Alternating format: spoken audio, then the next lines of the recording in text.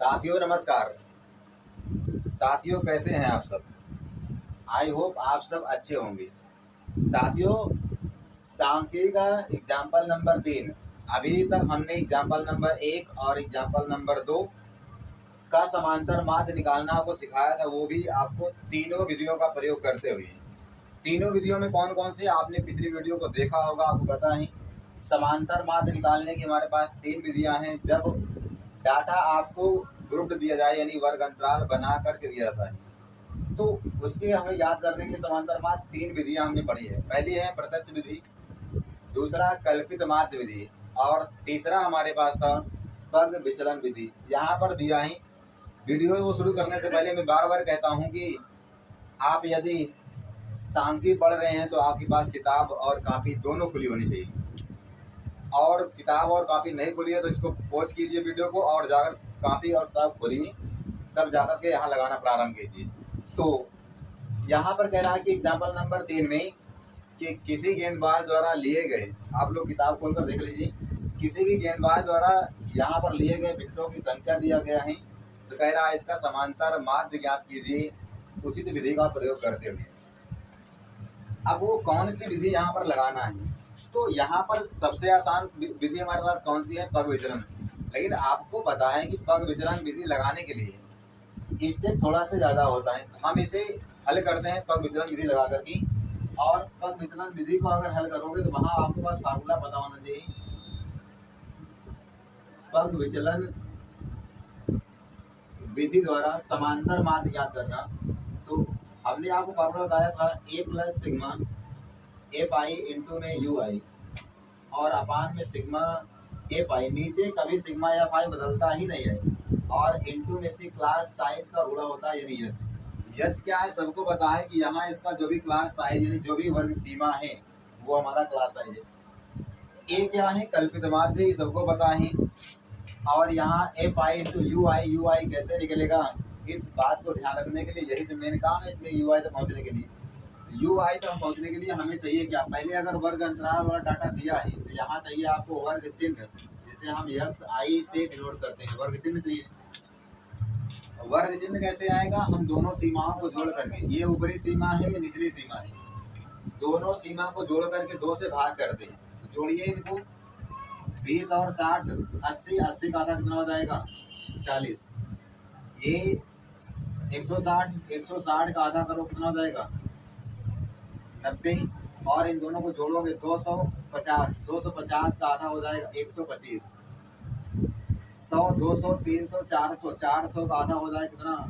200। इनको आप जोड़िए बैठ करके, 2 3 5 1 6, 6 का आधा कितना हो जाएगा? 300। और यहाँ 4 3 7 और 8, ये हो जाएगा 800 का आधा कितना है? 400 को। और आप यहाँ देखते रहा करिए कि देखिए कहाँ गलती हो सकती है। तो इस तरीके से हमने ये 100 और 60, ये हो जाएगा हमारे पास कितना? 80। इसीलिए कहते हैं आप लोग बार बार देखते रहिए। तो यहाँ पर हमने इसका निकाल लिया क्या? वर्ग चिन्ह, यानी कि मध्यमान जिसे कहते हैं या वर्ग चिन्ह कहते हैं। कैसे निकालते हैं? इनकी निम्न से उच्च सीमा और निम्न को जोड़कर 2 से भाग कर लेते हैं। ये आ गया हमारा एक्स आई। एक्स आई के बाद एफ आई इंटू यू आई तक पहुँचने के लिए हमें चाहिए पहले क्या? D I. ये सारा स्टेप आपको याद रहेगा तभी आप कर पाएंगे। डी आई क्या होता है? एक्स आई माइनस में ए। अब ए तो आपने निकालना सीखा, ये ए क्या होता है? वर्ग चिन्ह नहीं, सॉरी, ए होता है कल्पित माध्य। कल्पित माध्य हमेशा वर्ग चिन्ह में से लेते हैं। किसे लेते हैं? इसमें से किसी को मान सकते हो, लेकिन अच्छा ये होता है जो इनके बेस का नंबर है उन्हीं को आप मान लो। तो जो आपको अच्छा लगे उसको मान सकते हो। तो यहाँ पर 2 2 4 2 6 नंबर है, चाहे इसको मान लो चाहे इसको मान लो। किसी को आप मान कर करोगे, चाहे इसको मान लो चाहे इसको मान लो, आंसर सेम आएगा, आंसर अलग नहीं होता है। इसलिए अभी हम ए यानी कल्पित माध्य ए को मान लिया है। चलिए, 40 में से 200 घटाओगे तो आएगा माइनस में 160। 80 में से 200 घटाओगे तो आएगा माइनस का 120। और 125 में से अगर 200 घटाओगे तो आएगा कितना? माइनस का 75। तो अगर 200 में 200 घटाओगे तो 0 हो जाएगा। अब यहाँ पर प्लस का आने लग जाएगा, कितना आ जाएगा? 100। और यहाँ पर आएगा 200। इस तरीके से हमने क्या निकाल लिया? D I. साथियों, अब यहाँ पर देखना एक खास बात यह है, खास बात क्या है कि अभी तक हमने जितने भी वर्ग अंतराल देखे थे उन सभी वर्ग अंतरालों में इनकी जो क्लास साइज का जो अंतर था वो सेम था। लेकिन यहाँ देखिए 20 और 60 का अंतर कितना है 40, 60 और 100 का अंतर कितना है 40, लेकिन 100 और 150 का अंतर कितना हो गया 50। यहाँ इनकी वर्ग सीमा का अंतर समान नहीं है। अगर वर्ग सीमा का अंतर समान नहीं है तो अभी तो हम यहाँ डायरेक्ट क्यों करते चले आ रहे हैं, क्योंकि यहाँ समांतर माध्य निकालना है। समांतर माध्य निकाल रहे हैं, चाहे इनकी वर्ग सीमा का अंतर समान हो चाहे समान अंतर ना हो, आंसर तो आ जाएगा। यच क्या मान लोगे, जो हम कहेंगे वैसा मान लोगे तो आ जाएगा। लेकिन ध्यान रहे कि इनको इनकी साइज को बराबर भी किया जाता है। अपर वाली में तो 0.5 घटाते हैं और निम्न वाली में 0.5 जोड़ते हैं। लेकिन यहाँ समांतर माध्य निकालने में कोई दिक्कत नहीं आएगी। दिक्कत आप तब आएगी जब आप बहुलक निकालेंगे। तब जब बहुलक निकालेंगे तो आंसर आपको मैच नहीं करेगा, तो वहाँ पर आपको इन वर्ग सीमा को बराबर करना होगा। हालांकि वहाँ मैं बताऊंगा, यहाँ तो मैं बता दे रहा हूँ वैसे डायरेक्ट ही। तो अब यहाँ रही बात कि हमने डी आई ये तो निकाल लिया डी आई।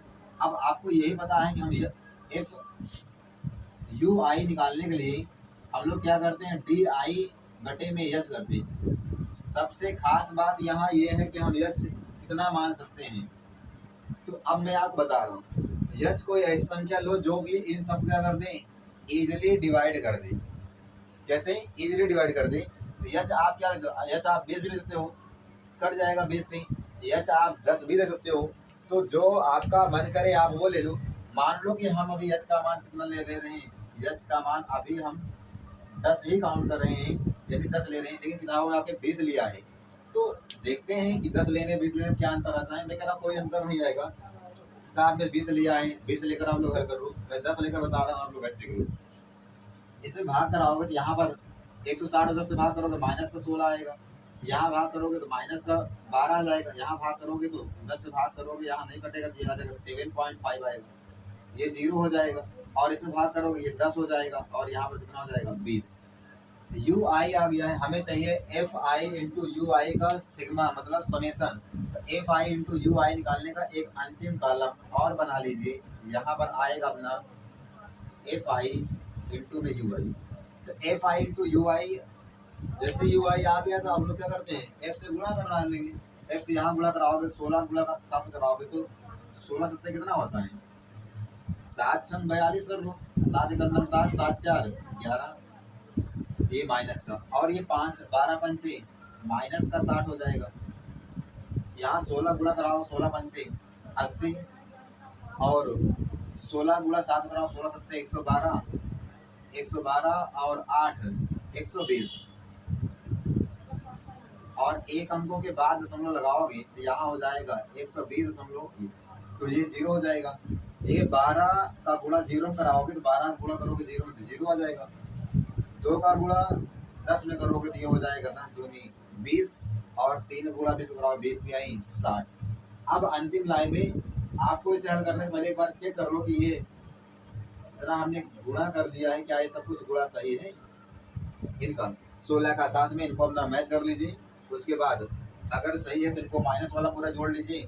माइनस में 112 है, माइनस का 60 है, और माइनस का कितना 120, ये 2 हो जाएगा, 6 2 8 और 1 9, और ये कितना हो जाएगा 2 माइनस 292 आता है। ये 0 यानी 2 6 2 8 और 1 9, और यहाँ पर कितना आ गया है 2। तो माइनस का हमने जोड़ लिया है, प्लस का जोड़ो 60 20 80 80 प्लस माइनस घटा दोगे तो यहाँ पर 2 और 1 और 2, यहाँ पर आ रहा है माइनस का 212। माइनस का 212 आया तो माइनस का 212 आप लोग लिख लीजिए, माइनस का 212। अब माइनस सब कुछ तो आ गया है, आपको सिग्मा एफ आई को भी जोड़ लीजिए। ये 16 12 28 28 2 30 30 5 35 35 5 40 2 42 3 45, यानी एफ आई भी आ गया। और आपने सब कुछ है, अब यहाँ पर रख करके हल करना है, तो रख करके हम लोग हल करते हैं। एफ आई इंटू यू आई आ गया है, सिग्मा एफ आई भी आ गया है।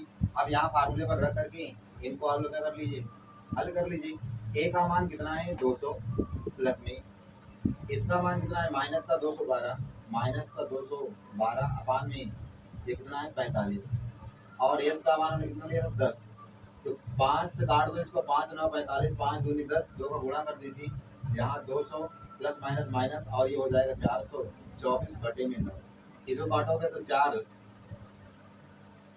936 और 963 और 9 नवा, ये अलग करना 9। यहाँ पर हो जाएगा कितना 200 माइनस का 47.1। इसको आप लोग घटा लीजिए, घटाओगे तो आ जाएगा कितना 152.89 या 98, कुछ भी लिख सकते हैं, यानी 89, और इसको हटाओगे तो एग्जैक्ट आ जाएगा 152.89।